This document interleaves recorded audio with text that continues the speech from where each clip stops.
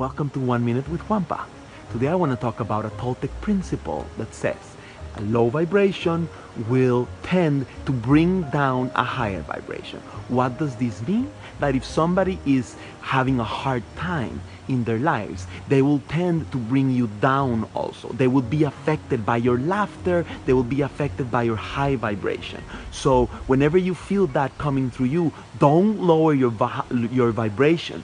Stay tuned to yourself, stay grounded, stay connected, because you have all the right to live life in however way you choose to. Don't let yourself be affected by friends, family, even your partner. It happens a lot that even the partner gets envious or angry if we are feeling very good and they are not. Remember, connect with your heart, connect with who you are, and share your light with the world.